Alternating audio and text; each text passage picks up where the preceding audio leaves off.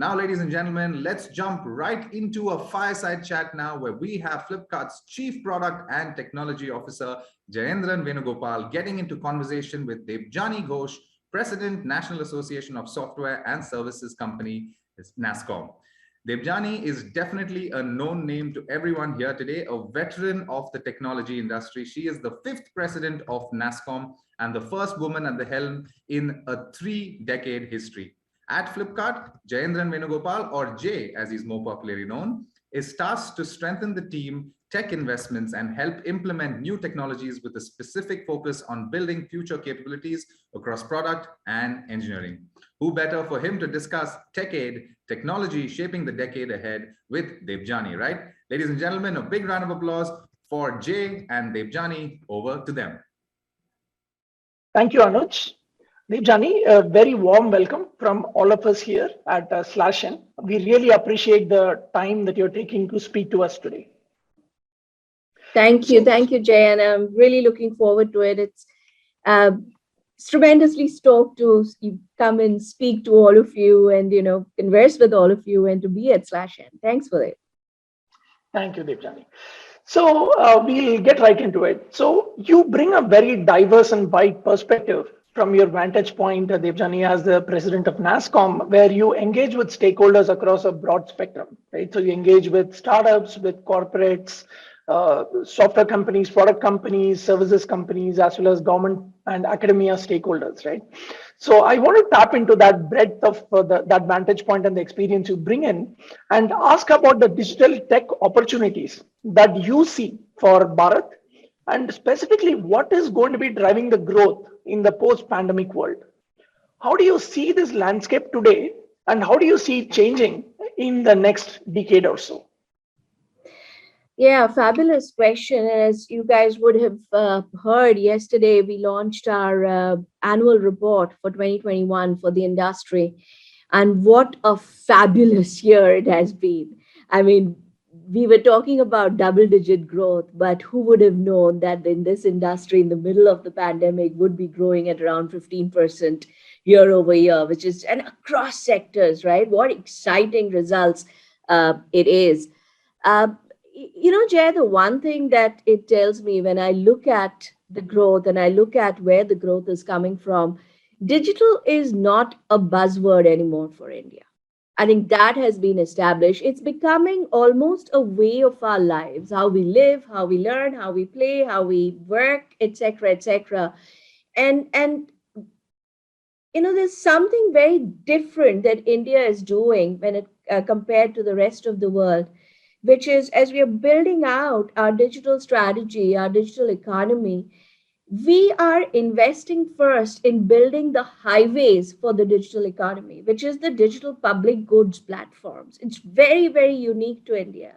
And thanks to that strategy, what you're seeing is tremendous growth, yes, but inclusive growth, where inclusion is almost becoming a design principle of the entire India strategy, whether it's the industry or whether it's government. And that is what excites me the most when I think about opportunities, because that shows that as technology sort of weaves into the basic fabric of our day-to-day life, it is not going to be any more a luxury or a convenience for the rich or for those who stay in urban cities, but it is going to become an equalizer. It is going to become an enabler for those who need it the most. So that's sort of the most exciting part.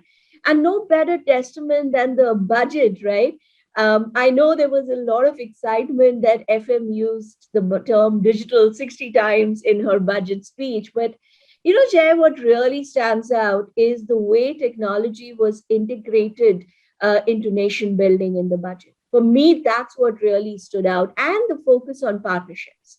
I mean, one quick example is the focus on digital agriculture, where agriculture, as you well know, is the primary source of livelihood for over half of Indians. And the way they've thought through how to bring in technology to increase productivity, efficiencies, and do it in a PPP model will create significant opportunities for the industry. And I see it happening even more and more over you asked about the decade. I think it's going to be about the decade and beyond: agri, health, education. So yeah, I think the opportunities ahead of us are absolutely unprecedented. Thanks a lot, Debjani. I think, yes, you called out a very important aspect of it, which is about these technologies actually not widening the gap further, but actually reducing the gap and making it an inclusivity lever for the country and for the society at large.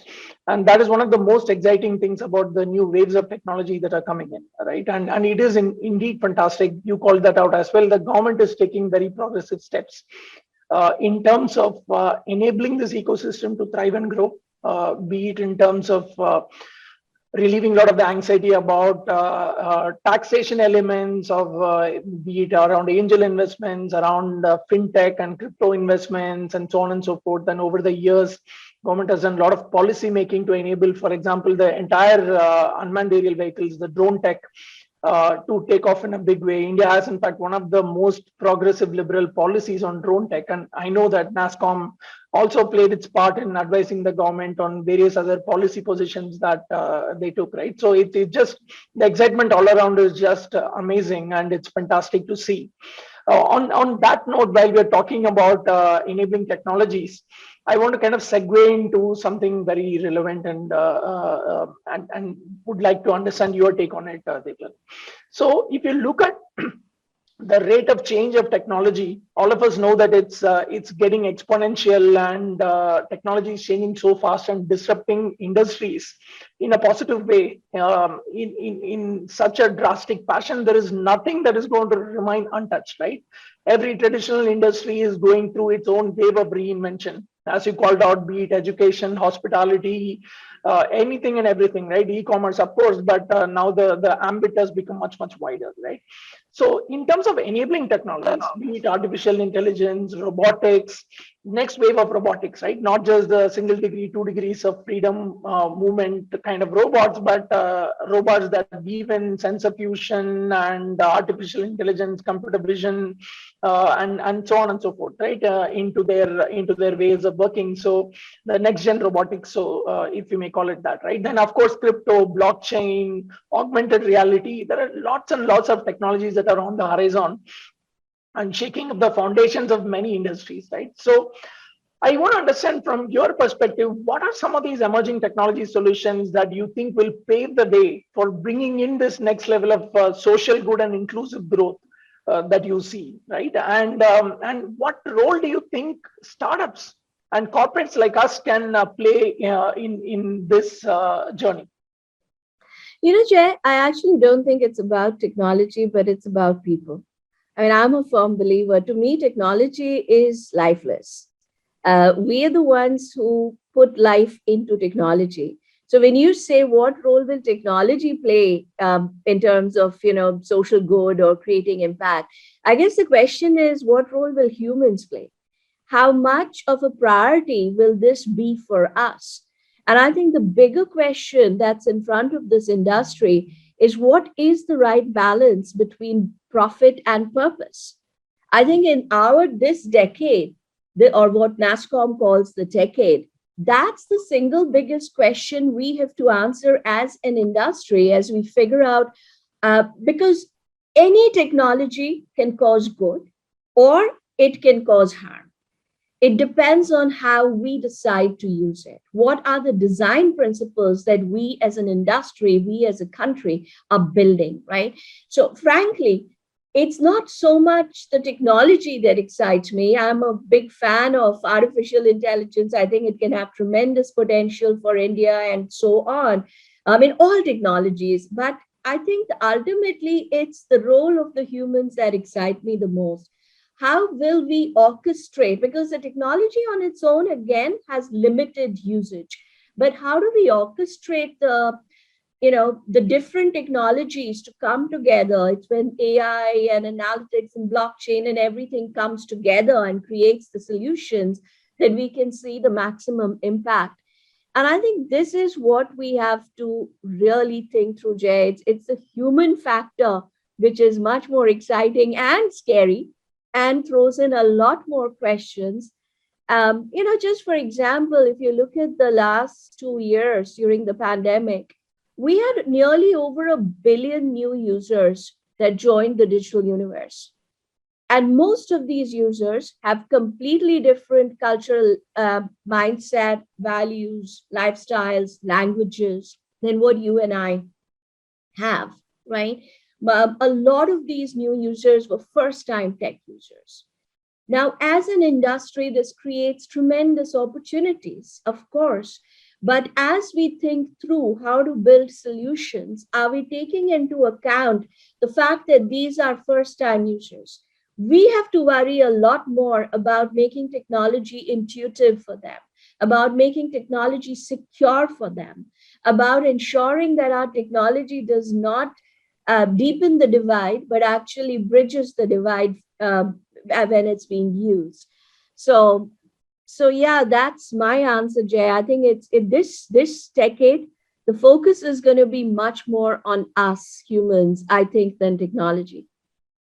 No, it's a very fair call out, Debjani. I think I do agree with you. I think this reframing of the question definitely makes sense. The technology itself is a tool, however powerful it may be, and how we as a society, be it entrepreneurs, technologists, or anyone else, policymakers and others, decide in terms of how to leverage it, how to in a very purpose-driven way use it to actually promote social inclusivity and growth is actually at the crux of it, and every technology can be used in this manner, right? So that's very well put. Thanks for sharing that perspective, Debjani. So in one of the enabling elements, right? So is in terms of thinking about these technologies and how to deploy them for the best social good, is to actually create more awareness and promote a culture of innovation in the country, right? Every stakeholder can do their part in doing that.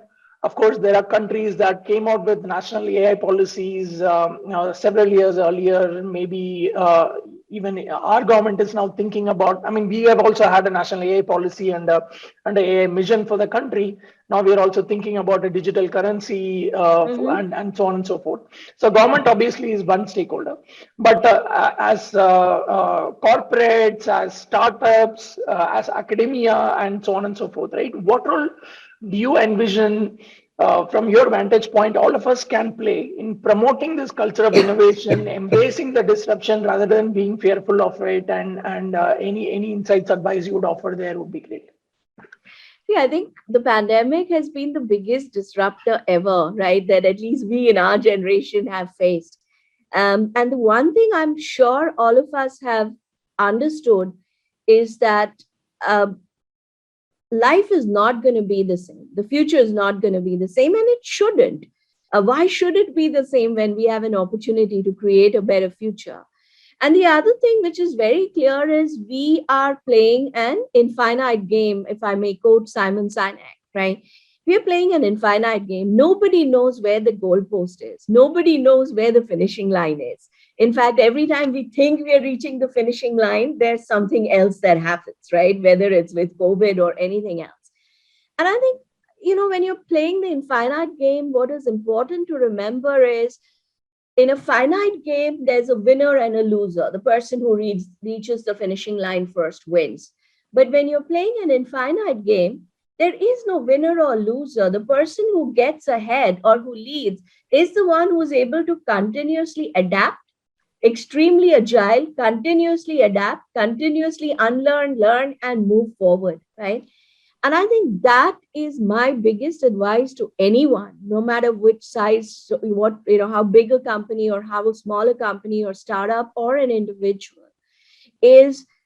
Today, the biggest strength a company or an individual can have is the strength of agility and adaptability, and of course, resilience. These are the three biggest strengths you can have. And you have to, if you want to grow the culture of innovation, you have to grow the culture of agility. You have to grow the culture of learning. You have to grow the culture of unlearning and the culture of adaptability, quickly adapting to changes. You have to grow a culture of failure. because as you adapt, you're not going to get it right every single time. It's just not possible. That means you're not taking enough risks. But if you have to take risks, you are going to fall. So, how do you fall? And then you fall forward so that when you do get up, you're a few steps ahead. And I think these are tremendously important lessons for all of us, Jay, for every sector to sort of think through. And for startups, all I will say is don't obsess with technology, obsess with people, obsess with problems, obsess with what your technology can do for people and problems. Good technology has to be intuitive, it has to be invisible, it has to be human centric, right? And I think that should be the focus for anyone who's in the business of innovation, and build strong design principles. The trust quotient is becoming so important in the digital era. If people do not trust you in a hyper digital world, they will not buy from you, or they will not work with, because that physical connect is getting weaker and weaker. So it's becomes tremendously about trust and partnerships. If you're a startup that wants to work with local for Bharat, in order to understand the consumers of Bharat, no better partners than, for example, the CSCs that are there in every district or panchayat. So you have to rethink your supply chain and your strategies. So, again, tremendous opportunities for reimagination. The past is not going to cut it. Status quo is a sure way to fail. Um, you have the opportunity to reimagine, and rather than predict, create a better future for your company, for your employees, and for India and for the world. But yes, you need a completely different mindset. You need a mindset of change, of adaptability, in order for innovation to foster in this country. Thanks for Debjani. I think I fully agree. I think adaptability, agility, and ability to embrace failures as an essential step to progress. I think these are some of the elements that we as a society need to actually learn. Some of these are new in our social and cultural milieu. Failure is not often embraced, right? That is one of the things that you hear from when you even talk to a lot of entrepreneurs, right? Because for every one big success story out there, there are 99 failures. And if we are living in a society that doesn't in fact celebrate failures, how do we actually explode this ecosystem to be even bigger, even better, and create world leaders in technology that can help transform the world, right? So the very, very well said, Debjani. So you touched upon startups and advice that you would give to startups to keep the users at the center. So maybe I want to just build on it a bit more. Startups, a lot of startups in India have started creating waves that are now touching the global audience, right? So the investments that are pouring into the country is one testament of that. And more recently, we have seen a lot more deep tech startups that are coming on the scene. And of course, NASSCOM itself has done its bit, including the Deep Tech Club and various other product council initiatives within NASSCOM that has promoted that ecosystem. So what would be, I mean, we also from Flipkart's perspective strongly believe that the startup ecosystem is going to play a huge role in re-envisioning digital India for the good. And we have done programs like the Flipkart Leap program, which is an incubation acceleration program. We've given equity-free grants to startups that have in fact then gone on to do really well as well. So we are pretty excited about it. So I wanted to pick your brains on that and deep dive a little bit further on this and say, how do we as ecosystem stakeholders and partners do even more to supercharge this ecosystem? What else should we be looking at? What would you advise a potential entrepreneur looking at possibly a deep tech startup that they're passionate about and thinking about how do they go about it, etc. Right? So any words of advice, insights for both the entrepreneur as well as the ecosystem on this front would be awesome. Yeah, so we just NASSCOM just released its tech startup report recently, and it's wonderful to see that ecosystem is now reaching the phase of maturity phase in its life cycle, right? So we have roughly around 26,000 tech startups in India, We have around 3,000 plus deep tech startups. And deep tech startups mean startups that are actually creating solutions, platforms, products, using emerging technologies, etc. What is great is they are not just growing globally, but they're also beginning to now grow in India. But I do believe a lot more has to happen in that space. There was another thing, Jay, which stood out, which is, that in last year, of the 2000 plus odd startups, tech startups that got added to the ecosystem, 40% were not from the key main hubs, 40% were from emerging hubs, right?